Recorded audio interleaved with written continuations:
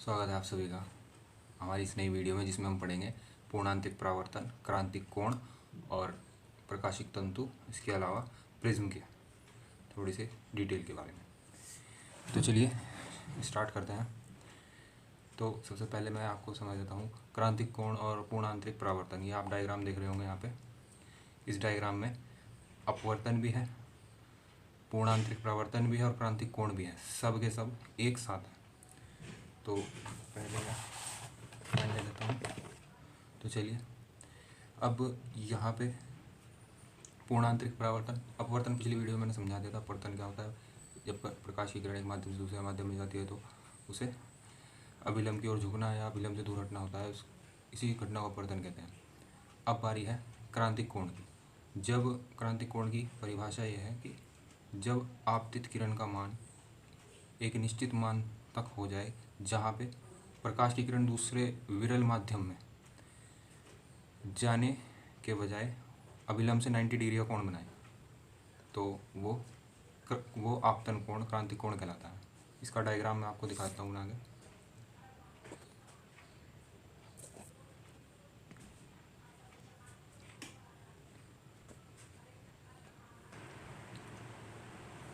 तो इसका डायग्राम मैं दिखा देता हूँ आपको। ये देखिए, ये अभिलंब है। इस अभिलंब पे जब सघन माध्यम से, ये हमारा सघन माध्यम है, ऊपर विरल है, सघन माध्यम से जब कोई किरण अभिलंब पर टकराई तो ये आपतन कोण है। इस आपतन कोण के लिए ये अपवर्तित कोण, ये आई है, ये आर, ये 90 डिग्री हो जाएगा पूरा, आर इक्वल टू 90। तो इस कोण को, इस वाले कोण को आपतन को, क्रांतिक कोण बोलेंगे।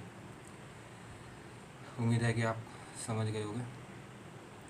अब यदि इस क्रांतिक कोण से ही थोड़ा सा ज़्यादा मान कर दें हम, यानी कि मैं दूसरा कलर का पेन ले लेता हूँ, यानी कि इसे और बढ़ा दें। अब ये आई का मान बढ़ चुका है, तो किरण 90 डिग्री का कोण ना बना के वापस उसी माध्यम में लौट आएगी पूरी तरह से, और इसे ही हम पूर्ण आंतरिक परावर्तन कहते हैं। तो आप समझ गए होंगे। ये देखिए, यहाँ पे ये है, यहाँ पे 90 डिग्री डी पे जा रही है, इधर ये क्रांतिक कोण दिखाया गया है, यहाँ पे पूरी किरण वापस आ गई, तो ये पूर्ण आंतरिक परावर्तन है। ये जैसे जैसे एंगल बढ़ रहा था, ऐसे ऐसे ही ये अलग अलग घटनाएं होने लगी। अब हम अगले टॉपिक पे बात करेंगे।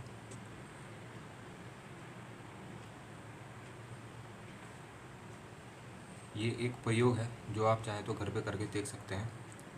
इस प्रयोग में क्या है? इस प्रयोग में एक आपको कांच का बर्तन लेना है, उसमें पानी भरना है।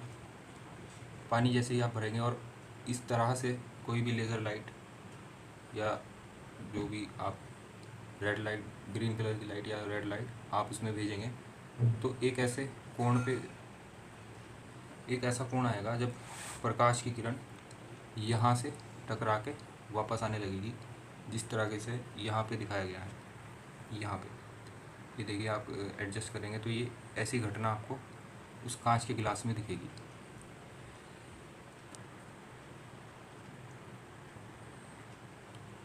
अब पूर्ण आंतरिक परावर्तन से कैसे मरीचिका बनती है और हमें विरोधाभास होता है गर्मियों के दिनों में कि सामने सड़क पे पानी पड़ा है जबकि होता नहीं। तो यहाँ पे देखिए, नॉर्मल दिनों की में है। नॉर्मल दिनों में जब कोई वस्तु है और ये इंसान उसको देख रहा है, तो यहाँ पे वायु, हर जगह वायु की जो घनत्व है वो समान है, इसलिए प्रकाश की किरणें सीधी सीधी चल के आ रही हैं। ये देखिए, सीधी चल के इसकी आंखों में आ रही है। लेकिन दिक्कत जब होती है जब गर्मियों के मौसम में नीचे की वायु तो विरल हो जाती है और ऊपर की वायु सघन। तब ये देखिए, मैं यहाँ डायग्राम बना रहा हूँ। ये वाला डायग्राम मैं यहाँ बनाने की कोशिश कर रहा हूँ। ये वस्तु है, नीचे की परतें वायु की बहुत विरल हैं गर्मी के कारण, और ऊपर की ठंडी है। तो जैसे ही यहाँ से प्रकाश की किरण चली और इस अभिलंब पे पड़ी, तो अब क्या होगा, उसे चलना तो सीधे चाहिए था, लेकिन वो सीधे ना चल के, एक मिनट पर पेन ले लेता हूँ अलग कलर का, तो वो सीधे ना चल के अभिलंब से दूर हटती है, वो इस तरीके से जाती है। अब वो यहाँ टकराई, यहाँ पे अभिलंब बना के अगर हम देखेंगे तो भी वो अभिलंब से दूर हटेगी, उसे चलना सीधा चाहिए था। तो ऐसे करते करते वो इस शेप में हमारी आंखों में आती है, तो हमें ऐसा लगता है कि वो वहाँ नीचे से आ रही है। और ऐसी स्थिति में इस इंसान को लगेगा कि यहाँ पे तालाब है, इसलिए पेड़ की परछाई उस तालाब में दिख रही है, और हमें विरोधाभास होगा कि यहाँ पे पानी भरा हुआ है। और गर्मियों के दिनों में ऐसे ही मरीचिका बनती है।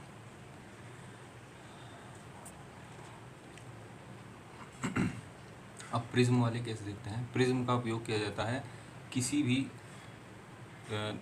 वस्तु को 90 डिग्री या 180 डिग्री पे बेंड करने के लिए। 90 डिग्री हो या 180 डिग्री पे हमें वस्तु को का प्रतिबिंब मोड़ के दिखाना हो। तो ये कैसे होता है, मैं इसका आपको डायग्राम दिखाता हूँ पहले। ये पहला प्रिज्म है,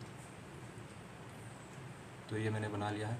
वस्तु यहाँ पे रखी है, यहाँ से किरणें आई और पूर्ण आंतरिक परावर्तन के कारण ये जो किरण आई थी वापस मुड़ गई अंदर ही, प्रिज्म से बाहर नहीं गई, ये भी ऐसे मुड़ गई। तो जो सिर से इसकी लाइट आई थी वो इसके सिर को यहाँ ऐसे दिखाई, तो ये 90 डिग्री पे हमने वस्तु को मोड़ दिया। ऐसे ही इस प्रिज्म में 180 डिग्री पे ये मुड़ जाएगी।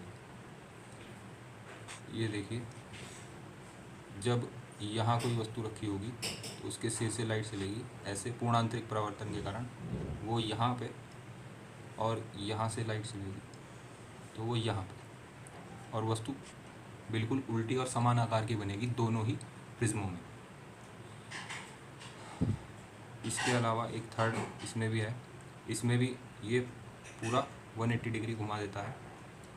इसमें याद रखने की ये बात है कि प्रिज्म जिस भी मटेरियल का बना है, जिस भी कांच का बना है, वो 45 डिग्री से ज़्यादा उसका अपवर्तनांक ना हो।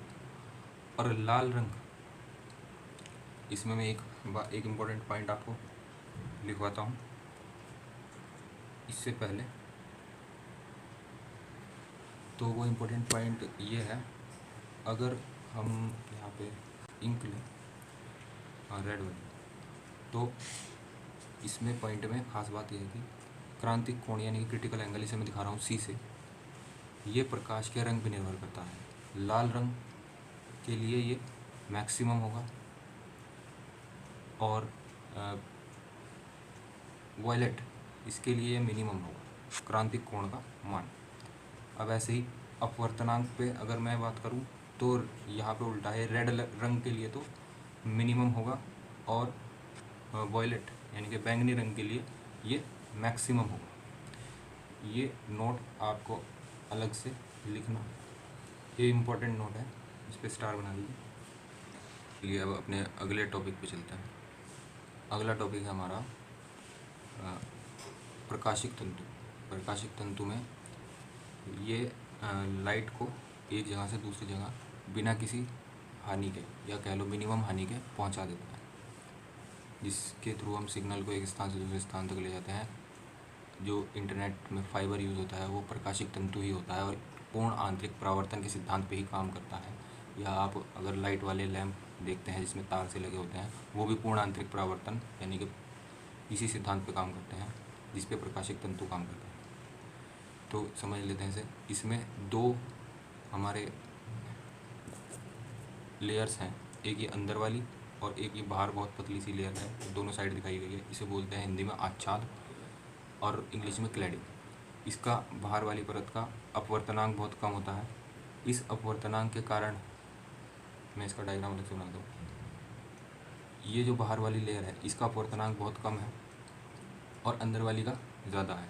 तो जब भी प्रकाश की किरण ज़्यादा अपवर्तनांक वाली से कम अपवर्तनांक वाली किरण पे पड़ेगी और क्रांतिक कोण से मान उसका ज़्यादा होगा तो पूर्ण आंतरिक परावर्तन होगा और किरण ऐसे ही अंदर अंदर ट्रैवल करेगी वायर के। ये प्रकाशिक तंतु कांच के या फिर क्वार्ट्ज फाइबर के बनाए जाते हैं। तो एक बार मैं जल्दी से आपको रिवाइज करा देता हूँ जो भी हमने आज पढ़ा है। सबसे पहले हमने क्रांतिक कोण पढ़ा। यदि आपतन कोण का मान एक निश्चित मान तक हो जाए जिससे कि अपवर्तित कोण 90 डिग्री हो विरल माध्यम में, तो उसे क्रांतिक कोण कहते हैं। इसके बाद अगर क्रांतिक कोण से थोड़ा ज़्यादा मान हम आपतन कोण का कर दें तो पूर्ण आंतरिक परावर्तन की घटना होती है जिसमें प्रकाश की किरण उसी माध्यम में वापस लौट जाती है। ये प्रयोग था। इसके बाद मरीचिका जब गर्मियों के दिनों में ज़मीन की सतह की परतें अधिक गर्म होती हैं ऊपर वाली परतों की अपेक्षा, तो प्रकाश की किरण सीधी न चल के अपवर्तन के कारण घूमती हुई चलती है जिससे हमें वस्तु की जल प्रतिबिंब का आभास होता है। इसे ही मरीचिका कहते हैं। और प्रिज्म की सहायता से हम किसी वस्तु का बिना उसका आकार चेंज किए 90 डिग्री और 180 डिग्री पे उसे बेंड कर सकते हैं। और प्रकाशिक तंतु जो पूर्ण आंतरिक परावर्तन के सिद्धांत पर काम। चलिए अब कुछ अपवर्तन के उदाहरण देख लेते हैं। जैसे ये टर्टल है, इमेज में सतह के नीचे से प्रतिबिंब बनता है जब नीचे की किरण ऊपर जाती है वायु में, तो और ये दूसरा यहाँ भी किरण नीचे से ऊपर जा रही है विरल माध्यम में, और ये मरीचिका का एक है। इससे आप रियल लाइफ में समझ पाएंगे, डायग्राम में तो इतना क्लियर नहीं हो पाता। ये है पूर्ण आंतरिक परावर्तन प्रकाशिक नली का, ये भी उसी का उदाहरण है। सघन माध्यम से पूर्ण आंतरिक परावर्तन और ये प्रकाशिक तंतु बताए। इन सभी की वीडियो आपको मेरे टेलीग्राम चैनल पे मिल जाएगी हैंड रिटन नोट्स में। अगर आपने वीडियो को देखते हुए लिखा है तो बहुत अच्छी बात है, लेकिन नहीं लिख पाए तो आप दोबारा वीडियो को देख के लिख सकते हैं या फिर PDF डाउनलोड कर सकते हैं बिल्कुल फ्री में। टेलीग्राम से जुड़ना ना भूलिएगा और चैनल को लाइक, सब्सक्राइब और शेयर ज़रूर करें।